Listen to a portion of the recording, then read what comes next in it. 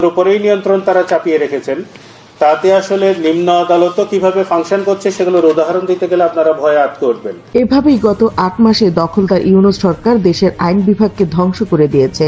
বিচারকরা তাদের নিজেদের নিরাপত্তার কথা চিন্তা করে তথ্য প্রমাণের ঊর্ধ্বে গিয়ে একটি মহলকে খুশি করার লক্ষ্যে রায় দিচ্ছে।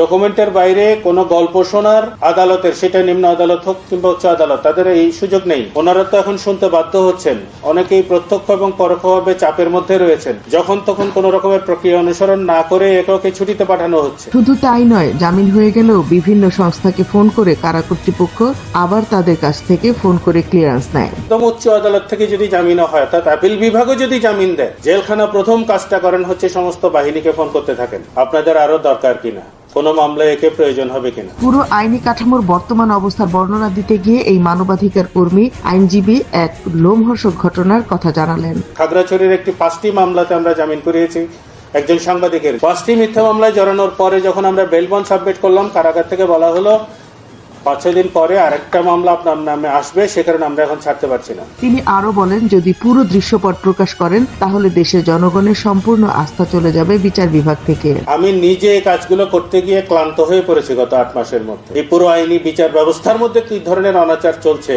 সেটা সবকিছু আপনাদের সামনে খুলেও বলতে পারছি না। পুরো বিভাগটার উপরে মানুষের আস্থা চলে যাবে। গত 8 মাসে দেশের অর্থনীতি থেকে শুরু করে সকল ক্ষেত্রেই এই অবৈধ সরকারের ব্যর্থতায় ফুটে উঠেছে জনগণের সামনে। আর এবার ফুটে উঠল বাংলাদেশের বিচার বিভাগের চিত্র। এমন চিত্র বিগত 15 বছরও দেখেনি এদেশের মানুষ। Desk report, বিবাংলা.net।